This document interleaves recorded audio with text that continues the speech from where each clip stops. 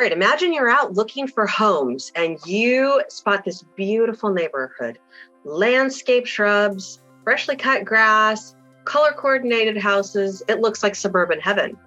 And when your real estate agent turns to you and says, this neighborhood looks this way because it's part of an HOA, what is your immediate response? Do you know what an HOA is? Do you know what they do? Are they good for the neighborhood? Are they bad for the neighborhood? Will you enjoy living in a neighborhood that has one, or will you hate it? All right, so you guys, in today's video, we're going to discuss what HOAs are, the good, the bad, the ugly, and let you decide for yourself whether or not you want to purchase an Arizona home with an HOA.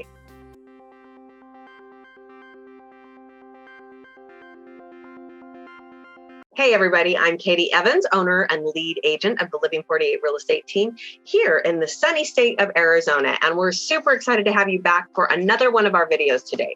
So if you have looked for houses in the state of Arizona, you are noticing that it is becoming harder and harder and harder to find a house without an HOA. So we thought we'd take a little bit of time today to just discuss what is an HOA, what do they do for us, and again, the good, the bad, the ugly, and then you can make a decision on whether or not you are interested in living in an HOA neighborhood. Okay, so let's talk about what is an HOA really quick. First thing is, it stands for Homeowners Association, and basically it's an organization made up of people who own homes within the community.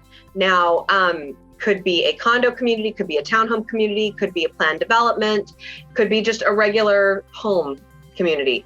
But basically, it's just that they help manage the community. They collect monthly fees for shared amenities and all that kind of stuff. So the purpose of an HOA is really to help increase the property values, to maintain the standards such that anybody and everybody who owns a home in that development maintains increased property values. So it looks nice, it looks neat, and people will pay more to live in that community. That really is the purpose of an HOA. So HOAs are typically formed when the community is originally built and the developer puts together the homeowners association. And then once the development is done being built out, is established, they then typically turn that over to the community. And those people become automatic members of the HOA. And then the homeowners vote for a board of directors to run the HOA. Typically, they hire a service that manages the HOA, and they the builder will originally put together a set of documents called the CC&Rs. Now, CC&R stands for the Declaration, and I will never remember this again. So if you ask me this at a later time, I will have forgotten. But it's a declaration of covenants, conditions, and restrictions. CC&Rs. Covenants, conditions, and restrictions. And basically, these are the rules of the neighborhood and the community that everybody has to agree to live by if you're going to live in that community. It also lays out like what the membership fees are and all of that kind of stuff. So how much is an HOA fee? Unfortunately, I cannot give you a number because those numbers vary wildly. All right, we have some HOAs that start at like $35 a year, some that are $35 a month, some that are $350 a month. It depends on what kind of neighborhood you're in, what kind of development you're in, what kind of housing that you're in. But typically, condo and townhome developments have higher HOA fees. It needs to be a part of your monthly budget. So again, as you're applying for loans, this gets figured in with what your affordability is and the kinds of houses that you can purchase as well. So the more money you pay, hopefully the more things that HOA covers. So what does your HOA fee covers? Again, that can vary dependent on community as well. So mostly those fees are there to cover the costs of the shared amenity. So for example, if you live in a condo or a townhome community and there's a community pool, there's community green belts, there's community parks, the top parks, those kinds of things, that's going to be a part of what you're paying for. in a lot of condo communities that they have basically from the studs out are covered by the HOA fees. So whenever you need a new roof, that is a part of that HOA fee.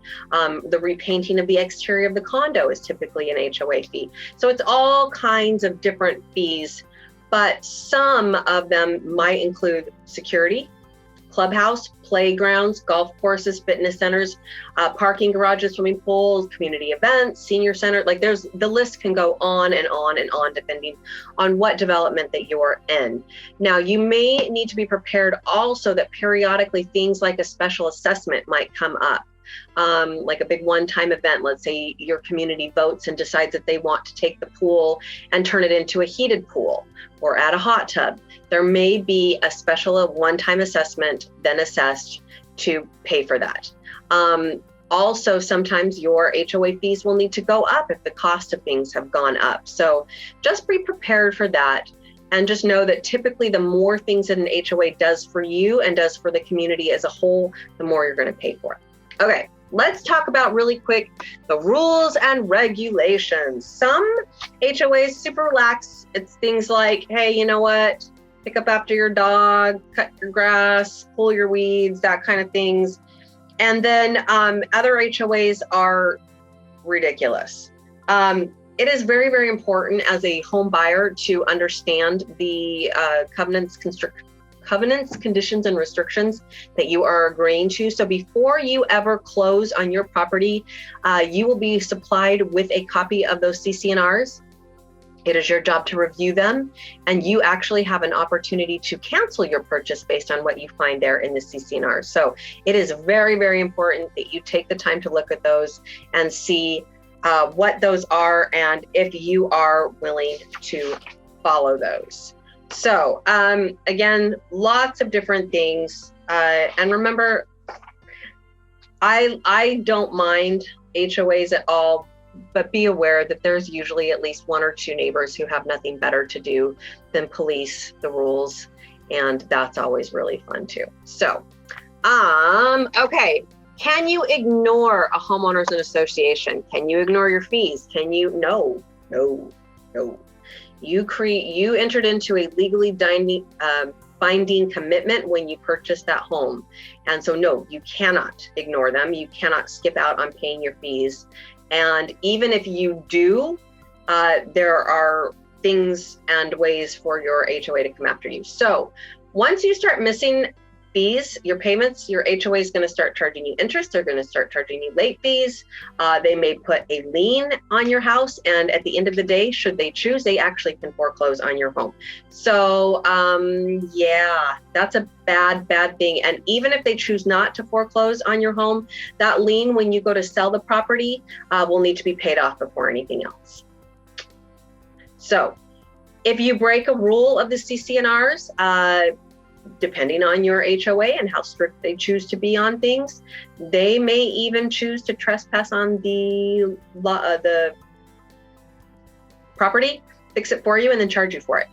So that's legal once they have given you all the proper notices and all those kinds of things. So just remember, yes, there are consequences should you break a rule. There are consequences should you try to ignore them. It is not something that you want to really do. Okay, so let's explore the idea of, is an HOA even worth it? Here is a short list of pros and a short list of cons, and then I'm going to kind of leave you to make that determination yourself. So the pros, the idea of an HOA is that it keeps your home values up and possibly even increases your home values over a property that's similar to yours, but in a neighborhood that doesn't have an HOA. So maybe they have a neighbor that doesn't maintain their home or doesn't clean up their yard. That could decrease the value of those homes. So that is the first pro to an HOA, is it should maintain and possibly increase the value of your property. Number two, it helps keep the neighborhood as a whole pleasant in appearance, so that you enjoy living in that neighborhood, and that you get to enjoy that well-maintained neighborhood at all times. It just is kind of a feel-good kind of thing, okay? And the third pro that I have on my list here is typically HOAs offer amenities, and amenities kind of improve your lifestyle, and that's kind of fun. So having a pool that you don't have to take care of, that you didn't have to pay to build in your backyard, but you still have access to, that's a great thing. If you live in a place where it's snowy, maybe the snow removal, all those kinds of things. So there are some definite pros to living in neighborhoods with HOAs. Now, here are some of the perceived cons. Membership dues. Sometimes you maybe don't want to pay for that. Maybe you're on a budget that it really puts cramp in your style, okay? A definite con can be when there are excess fees that like you didn't know were coming up. So those special assessments, or they have to up the cost of the HOA fees. So that can hurt a lot.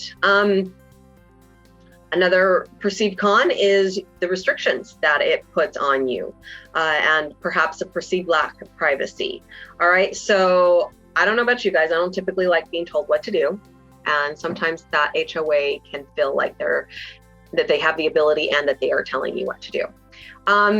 And again, like I said before, it's just, there's always the one or two neighbors who choose to be sticklers about everything, and they have nothing to do but run around and make sure that all of the HOA rules are being conformed to. I don't understand it, but they do. And if you choose to ignore the HOA, another con is that you are putting your home at risk. All right. So should you live someplace with an HOA? Well, here's the deal. If you hate being told what to do, if you do things that most HOAs won't approve of, like working on cars in your driveway, or letting your lawn get really shaggy, or let the weeds take over and become wildflowers, if you want your home to look unique on the outside, if you enjoy your privacy, if you don't want to pay HOA fees, especially after you've paid off your mortgage, or if you want to own a home with no strings attached, well, then an HOA may not be for you. On the flip side, you might love living in an HOA neighborhood if you actually will use the amenities and services that they provide to you, and you're willing to pay that little extra to have them available to you. If you have a high tolerance for rules and regulations, and you like to see everyone else around you living by those same set rules and regulations. If you like order and uniformity.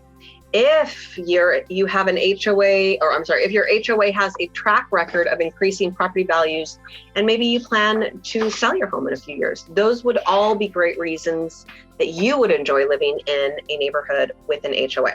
All right, so I'm going to leave it to you to make the determination if an HOA is right for you. It is in the eye of the beholder on this one, you guys. So if you have any questions about HOAs, about purchasing a home in or out of an HOA neighborhood, or what neighborhoods here in Arizona don't have HOAs versus do, please feel free to reach out to us. We'd be happy to give you some resources that will help you find that information. You guys, thanks for watching this video. As always, feel free to reach out to me directly at 480-415-1341, or visit our team website at www.living48realestate.com. See you on our next video. Bye.